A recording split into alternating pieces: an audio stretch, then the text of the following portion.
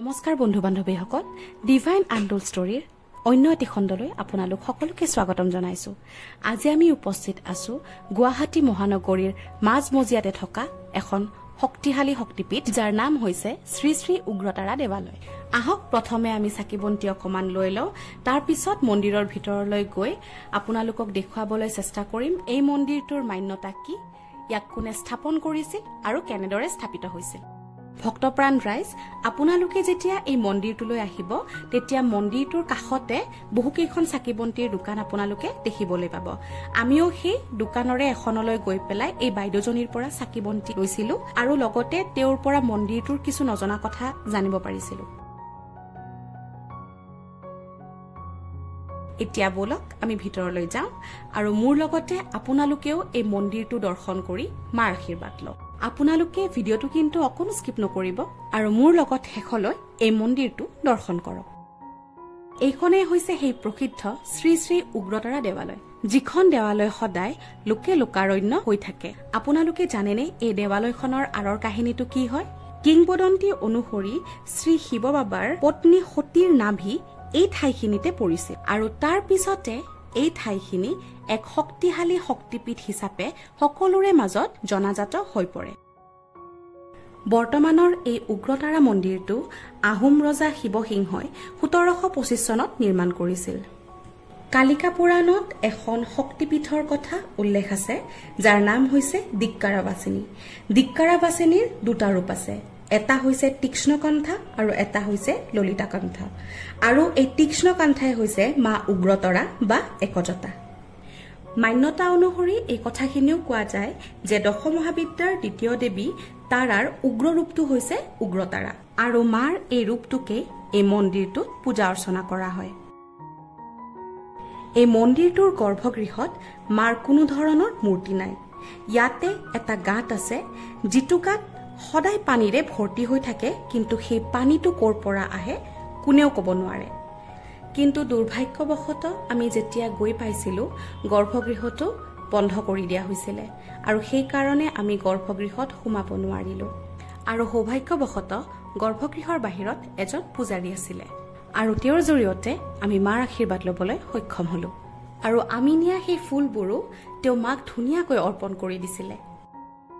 সঁচাকৈয়ে মন্দিৰটোত সোমোৱাৰ লগে লগে দেহত এক শক্তিৰ সঞ্চাৰ হোৱা যেন অনুভৱ হয়। ভক্তপ্ৰাণ ৰাইজসকল, আপোনালোকে এই মন্দিৰটোলৈ আহিলে হাতত অকণমান সময় লৈ আহিব, যাতে মন্দিৰটোত বহি আপোনালোকে আপোনালোকৰ মাজত থকা আধ্যাত্মিক শক্তিক অনুভৱ কৰিব পাৰে। লগতে গৰ্ভগৃহৰ ভিতৰলৈ গৈ আপোনালোকে যাতে মাক দৰ্শনো কৰিব পাৰে। এতিয়া আহক মাৰ মন্দিৰৰ লগতে লাগি থকা শিৱ বাবাৰ মন্দিৰলৈ গৈ আমি শিৱ বাবাক দৰ্শন কৰোঁ। শিৱ মন্দিৰটোত সোমায়ে আপোনালোকে প্ৰথমে দেখিবলৈ পাব সৰস্বতী মাৰ মূৰ্তি। আহক মোৰ লগতে আপোনালোকেও মাৰ আশীৰ্বাদ লওক। যিহেতু এই মন্দিৰটো জাগ্ৰত, সেইবাবে পৰীক্ষাৰ সময়ত পৰীক্ষাৰ্থীসকলে আহি সৰস্বতী মাৰ চৰণত কিতাপ বহীবোৰ থৈ মাৰ আশীৰ্বাদ লয়, যাতে তেওঁলোকৰ পৰীক্ষা সুকলমে পাৰ হৈ যায়। লগতে শিৱ বাবাৰো আশীৰ্বাদ লয়। আৰু আপোনালোকে যে এই শিৱলিংগটো দেখিছে, এই শিৱলিংগটো হৈছে এই ঠাইখিনিৰ এক অন্যতম শিৱলিংগ, কিয়নো শিৱৰাত্ৰিৰ দিনাখন বহুত ধুমধামেৰে এই দেৱালয়খনত শিৱ পূজা উদযাপন কৰা হয়। আপোনালোকে এই মন্দিৰৰ চাৰিওফালটো দেখিছেনে? মন্দিৰ পৰিষদে কিমান ধুনীয়াকৈ চাফ চিকুণকৈ ৰাখিছে।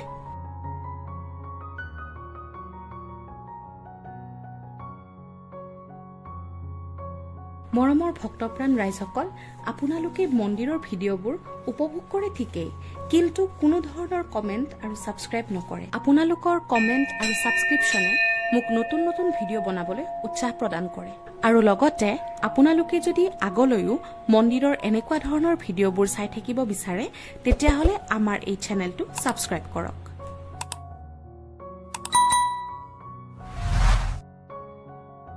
এই দেৱালয়খনত প্ৰায় প্ৰতিদিনেই ভোগ, আৰু আজিও সেই ভোগৰ ব্যৱস্থা আছিলে, কিন্তু এই দেৱালয়খনত ভোগৰ ব্যৱস্থাৰ এটা বিশেষত্ব আছে আৰু সেই বিশেষত্বটো হ'ল ইয়াতে নিৰামিষৰ লগতে আমিষ ভোগো প্ৰদান কৰা হয় কিন্তু আমিষ বুলি ক'লে ইয়াতে মাংসৰ প্ৰচলন নহয় অকল মাছৰহে প্ৰচলন হয় যেতিয়া কোনোবা ভক্তই মনেৰে দিব বিচাৰে আৰু আপোনালোকে এই পাৰসমূহ দেখিছেনে এই সকলোবোৰ পাৰয়ে হৈছে মানুহবোৰে এই মন্দিৰটোত এৰি দিয়া পাৰ এই মন্দিৰটোৰ কাষতে নিশ্চয় আপোনালোকে এটা ঘৰ দেখিছে সেই ঘৰটোত মনসা পূজা অনুষ্ঠিত হয় মনসা পূজাৰ লগতে দুৰ্গা পূজাও অনুষ্ঠিত কৰা হয় এই মন্দিৰটোত প্ৰায় সকলো ধৰণৰ পূজাই অনুষ্ঠিত কৰা হয় যিহেতু এইখন এখন শক্তিপীঠ আপোনালোকে যেতিয়াই এই মন্দিৰটোলৈ আহে মন্দিৰটোত সোমায়ে মন্দিৰৰ সোঁফালে হাত ভৰি ধোৱাৰ ব্যৱস্থা কৰি থোৱা হৈছে আপোনালোকে তাত ধুনীয়াকৈ হাত ভৰি ধুই মন্দিৰত প্ৰৱেশ কৰিব পাৰিব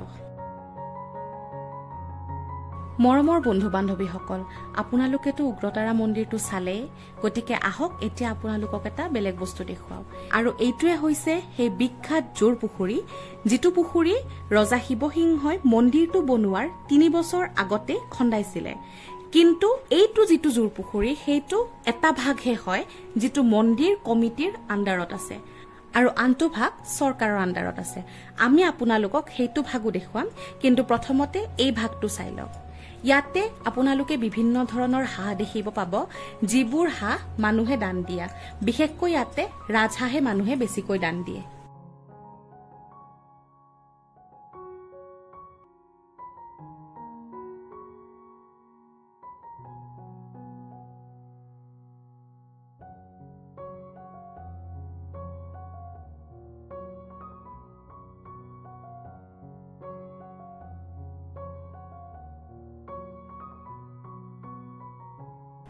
আৰু এইটো হৈছে সেই বিখ্যাত জোৰ পুখুৰীৰ আনটো ভাগ য'ত চৰকাৰে পাৰ্কৰ নিচিনা ব্যৱস্থা কৰি দিছে য'ত আপোনালোকে মন্দিৰলৈ আহিলে এই পাৰ্কখনত আহি জিৰণিও ল'ব পাৰিব আৰু লগতে ইয়াতে সৰু ল'ৰা ছোৱালীৰ খেলাৰ ব্যৱস্থা কোনো কৰি দিয়া আছে